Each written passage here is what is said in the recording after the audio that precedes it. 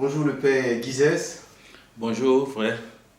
Vous avez un témoignage, le Dieu de Papa Florian a décanté une situation dans votre vie. Oui. On vous écoute. Bon, vraiment, je vais être un peu long, mais il faut que j'explique réellement ce qui s'est passé. Oui. J'ai perdu ma fille depuis le 24 mai, puisque c'est ma première fille. En principe, si c'était au village, ils allaient enterrer automatiquement. Le même jour. Le même jour. Mais puisque nous sommes en ville, il faut faire des papiers pour qu'on puisse aller l'enterrer. Donc c'est ainsi que j'ai réuni des moyens pour pouvoir faire l'enterrement. Et il y a eu des promesses. La promesse même qui m'a marqué, il y a un monsieur que je ne vais pas citer le nom, qui est venu me voir de lui-même. Il avait me dit, ah vraiment, il disait vraiment, je vois que vraiment tu as les problèmes. Mais côté tombe là, enlève ça de ton programme. Lui s'en charge. Lui s'en charge. Il dit, ah, tu vas faire ça. Il dit, même pas, faut pas, il met ça même dans mon programme pour dire que, ouais, que il va faire chose, comme on appelle, que lui, il prend tout en charge. Ok, donc j'étais confiant. Je suis resté serein. Donc les deux dépenses, morgue, machin, les papiers, pour tout ça, je faisais les papiers. C'est ainsi qu'on devait l'enterrer le mercredi, c'est-à-dire le 29. On devait l'enterrer le 29. Et jusqu'au jour du lundi, le 29 qui est mercredi, jusqu'au jour du lundi, rien n'était encore fait. J'appelle le monsieur, son numéro ne passe pas. Il dit, mais ça, c'est quelle histoire ça? Je l'appelle, ça ne passe pas. J'ai dit, bon, ok, il faut que je me lève. Et ça, c'est lundi soir. Ça, c'est lundi soir. Je me lève, je vais au cimetière, croiser le responsable. Je lui ai dit qu'il y a ma fille qui est décédée, on doit l'enterrer mercredi. Voilà, le monsieur, il a dit qu'il allait tout prendre en charge, machin, tout ça. Donc, je suis venu. Il dit, effectivement, le monsieur lui a parlé de ça. Mais jusqu'à aujourd'hui, lui-même, il n'a plus vu le monsieur. Il dit, mais il dit, mais est-ce que tu l'as appelé? Il dit, je l'appelle, son numéro ne passe pas. Ok. Donc, je suis revenu à la maison. J'étais triste, j'étais assis. Les parents me demandaient, mais qu'est-ce qui se passe? J'ai dit, non, qu'il n'y a rien. Je suis rentré dans ma chambre et je me suis assis. Il dit, mais c'est quel problème ça? Parce que ça coûte cher. Oui, ça coûte cher. On me dit pour faire la tombe, c'est 250 000. Alors que j'ai déjà prévenu la mort que nous allons la prendre le mercredi. Parce que là, pour vous, c'est un problème déjà réglé. Réglé. Voilà. Donc, je me suis assis, j'ai dit, mais attends. Il dit, bon, attends, je vais invoquer le Dieu de Papa Florian pour voir. Il dit, le Dieu de Papa Florian, voici le problème dans lequel je suis. Vraiment, viens-moi en aide. Si vraiment tu es un Dieu de bonté, si tu es un Dieu de grâce, viens-moi en aide. Voilà tout ce que j'ai dit. Et le soir, je me suis lavé. Je suis allé me coucher. Donc d'abord quand je me suis lavé, j'ai pris le sang de Christ là, comme le sang de Jésus, puisque papa me l'avait déjà donné, j'ai pris ça et j'ai frotté sur moi comme pommade et je me suis couché. Je suis là quand le sommeil veut me prendre, j'ai l'impression qu'il y a quelque chose qui veut envahir la maison. Je sens qu'il y a quelque chose une force qui vient, mais quand je me lève, je ne vois rien. Et mon sommeil est entrecoupé, en tout cas ça m'a fatigué. Quand je veux fermer les yeux un peu, je sens qu'il y a quelque chose, on dirait que je ne sais pas s'il veut, la chose veut prendre la maison. Bon, je ne sais pas s'il veut descendre dans la maison. Bon. Et je me lève, je ne vois rien. C'est ainsi que mon sommeil était entrecoupé jusqu'au matin. Le matin, je me suis levé, je suis allé me laver, et je suis venu m'asseoir encore dans la même place où j'étais assis, au salon. J'ai dit, hier, j'ai invoqué le Dieu de Papa Florian.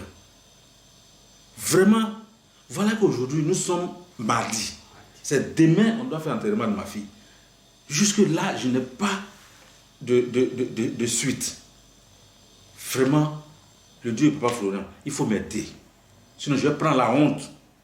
Parce que j'ai déjà dit aux parents que non, c'est fini, que tout est réglé, il n'y a pas de problème. J'étais assis. Un ami, on se voit en ville comme ça, on se salue, on ne se fréquente même pas. Il est venu me trouver. Il a dit que, bon, lui, vraiment, il est pressé. C'est comme ça qu'il est venu, il est pressé, il ne peut pas s'asseoir, mais il s'en va sur un chantier pour aller voir un travail là. Bon, vraiment, il a mis sa main dans sa poche, il m'a donné 100 000. Ça a commencé. Je suis assis encore. Un autre qui vient encore, lui aussi, il est venu, lui s'est assis un peu. Il dit que vraiment, il est venu me faire Yako. Que vraiment, les temps sont durs, voilà 50 000. Je suis assis encore, il y a une femme qui est quittée en Europe. Elle est venue, elle a pris la nouvelle, elle est venue me trouver à la maison. Elle m'a demandé, je dis oui, voilà, j'ai expliqué machin. Elle enlève 100 000, elle me donne. Ainsi de suite, je me suis retrouvé à 500 000 francs. Le mardi. Jusqu'à 10h, 11h,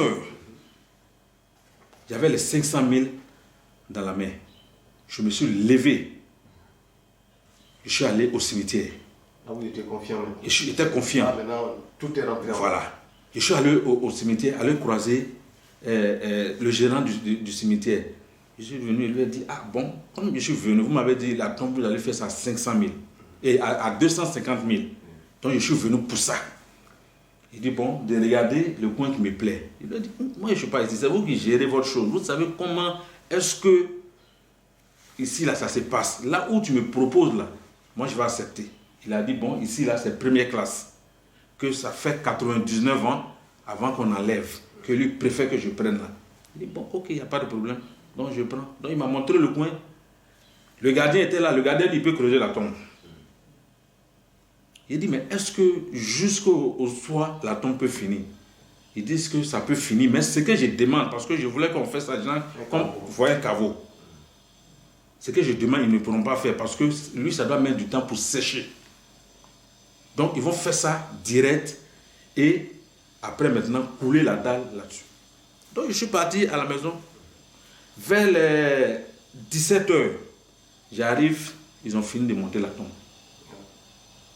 Moi-même, je regarde, je suis étonné. Et chose bizarre, nous sommes en saison pluvieuse.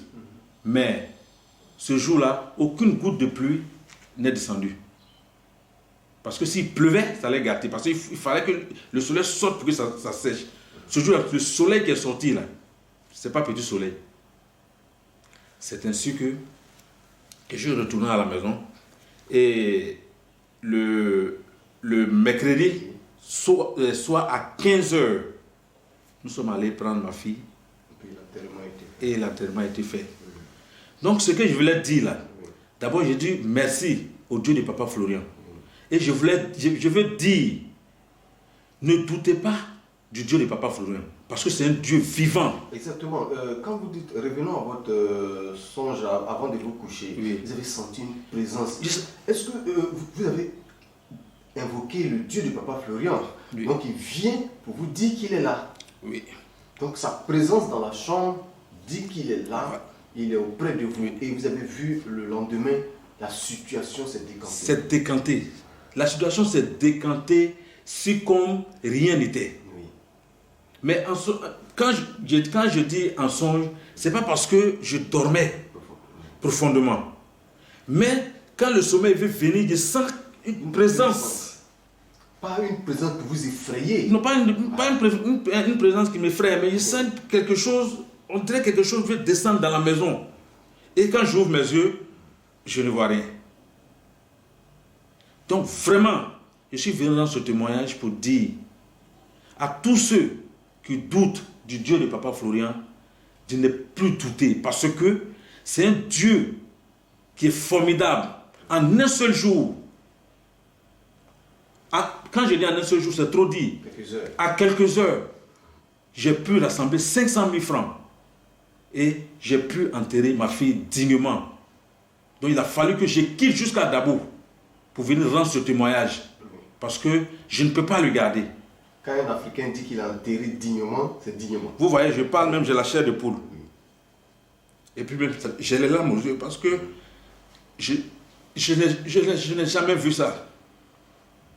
Je n'ai jamais vu ça. J'ai les larmes aux yeux. Je dis vraiment merci au Dieu de Papa Florian pour ce qu'il a fait pour moi. Je le remercie. Je le remercie. Que Dieu vous soutienne. Amen. Que Dieu vous soutienne.